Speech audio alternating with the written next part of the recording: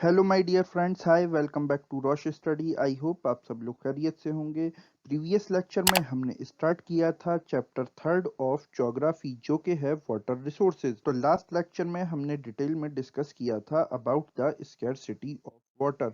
Now इस lecture में हम डिस्कस करने वाले हैं डैम्स के बारे में कि डैम्स क्या होते हैं, इनके यूजेस क्या हैं, टाइप्स, एडवांटेजेस एंड डिसएडवांटेजेस के बारे में।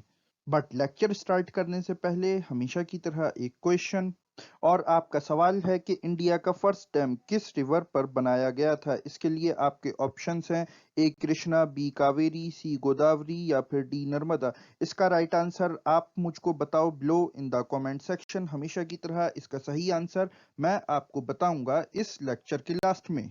इसके अलावा 10th और 12th से रिलेटेड और एमसीक्यूज के लिए आप हमको फॉलो कर सकते हैं at Rosh Study on Twitter and Instagram, और साथ ही साथ इसी तरह के इंफॉर्मेटिव कंटेंट के लिए आप सब्सक्राइब करें टू अवर यूट्यूब चैनल और बेल आइकन को दबाना ना भूलें for the notification of our future lectures.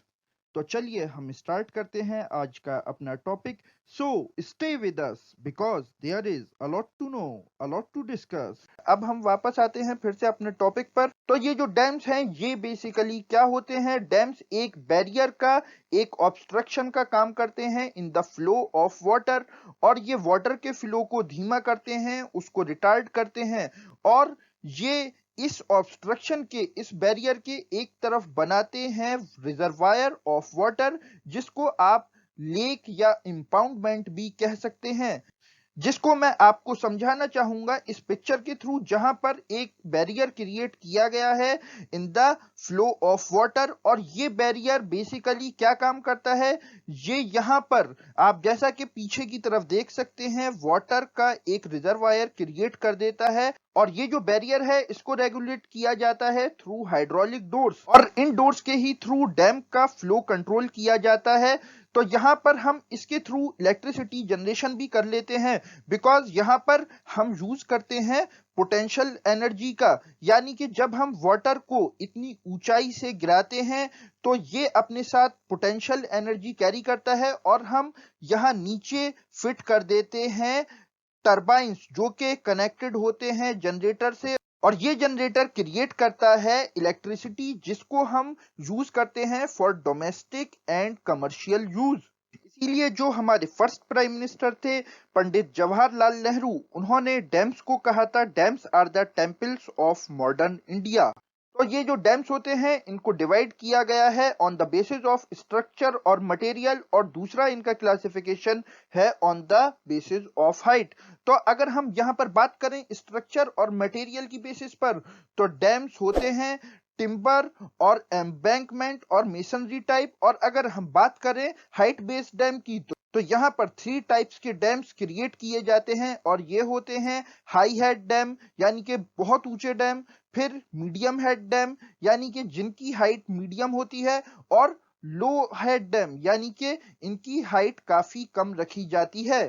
तो यहाँ पर अगर हम बात करें पर्पज ऑफ डैम की, कि डैम किस लिए बनाए जाते हैं, डैम के यूजेस क्या हैं, तो बेसिकली डैम्स बनाए जाते हैं इंपाउंड करने के लिए रिवर्स और रेन वाटर को। ये डैम का एक बहुत ज्यादा इंपॉर्टेंट पर्पज है कि यहाँ पर हम रिजर्वायर में स्टोर कर लेते हैं रिवर्स के और रेन वाटर को, जिसको कि हम बाद में यूज करते हैं to irrigate the agricultural fields, और इसके थ्रू हम इंश्योर करते हैं फूड सिक्योरिटी को, लाइवलीहुड एंड प्रोडक्टिव एक्टिविटीज को। फिर डैम का एक इंपॉर्टेंट यूज है इलेक्ट्रिसिटी जनरेशन, जैसा कि मैंने आपको लास्ट स्लाइड पे बताया था कि डैम से हम किस तरीके से इलेक्ट्रिसिटी जनरेट करते हैं, और इस इलेक्ट्रिसिटी को हम यूज करते हैं in domestic and industrial use. Dam यहाँ पर रिजर्वायर इलेक्ट्रिसिटी जनरेशन के साथ साथ काम करता है वाटर सप्लाई का भी for domestic and industrial purposes, और डैम यहाँ पर काफी हेल्प करता है फ्लड को कंट्रोल करने में। इसके साथ साथ डैम्स प्रोवाइड करते हैं facility for the recreation, inland navigation and fish breeding. लेकिन देखो, ऐसा नहीं है कि सब कुछ अच्छा ही अच्छा होता है डैम्स के थ्रू। डैम्स क्रिएट करने के कुछ साइड इफेक्ट्स भी होते हैं। आफ्टर ऑल ये एक आर्टिफिशियल स्ट्रक्चर है, और ये यहाँ पर अपने साथ लाता है कुछ साइड इफेक्ट्स, सबसे पहले तो डैम यहाँ पर इफेक्ट करता है to the natural flow of water, और इससे जो एक्वेटिक लाइफ है वो भी काफी ज्यादा इफेक्ट होती है। और डैम यहाँ पर एक बहुत बड़ा कॉज है पुअर सेडिमेंटेशन फ्लो का और एक्सेसिव सेडिमेंटेशन का, जिसकी वजह से जो रिजर्वायर होता है वो यहाँ पर रॉकियर स्टीमी बेड बना देता है। फिर जब कभी भी डैम्स क्रिएट किए जाते हैं along with the flood plains, यानी कि वो एरिया जो रिवर को या किसी भी स्ट्रीम को लगकर होते हैं, और ये एरिया बहुत ही फर्टाइल कंसीडर किया जाता है। बट जब डैम क्रिएट हो जाता है तो यहाँ पर वाटर के एक रेगुलर जमाव की वजह से जो वेजिटेशन लैंड है उसका सॉइल टाइम के साथ डिकम्पोज करने लगता है, और डैम्स इसके साथ साथ कॉज होते हैं फ्लड सिचुएशन का due to the release of water in nearby areas due to heavy rainfall. जैसा कि हम हर साल देखते हैं कि बिहार में जो बाढ़ आती है वो बेसिकली आती है due to the release of water from the side of Nepal. जब नेपाल अपना पानी रिलीज करता है तो वो भी एक बहुत ही इंपॉर्टेंट रोल प्ले करता है in creating the flooding situation in Bihar and Assam areas. फिर ये जो डैम्स होते हैं ये जब कभी भी बनाए जाते हैं, जहां पर भी बनाए जाते हैं, तो ये उस एरिया की जो इकोलॉजी होती है, जो उस एरिया का एनवायरनमेंट होता है, ये उसको भी काफी ज्यादा इम्पैक्ट करते हैं, जिसकी वजह से वेरियस मूवमेंट्स देखने को मिलते हैं सच एज नर्मदा बचाओ आंदोलन, तहरी डैम आंदोलन एंड वेरियस अदर्स। समटाइम्स ये प्रोटेस्ट होते हैं on the priority of water, जैसे कि साबरमती बेसिन एग्रीकल्चर के जो फार्मर्स हैं वो प्रोटेस्ट कर रहे हैं against the higher priority of water supply in urban areas.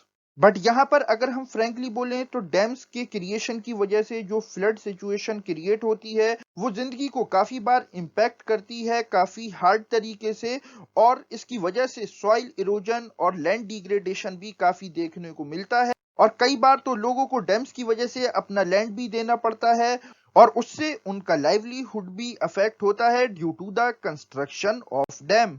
अच्छा, तो डैम्स क्रिएट करने का एक साइड इफेक्ट हमें यहाँ पर यह भी देखने को मिलता है कि अक्सर डैम्स जिस पर्पस के लिए बनाए जाते हैं, जिस पर्पस को इनको सर्व करना होता है, ये अक्सर उस पर्पस को फुलफिल करने में नाकाम रहते हैं।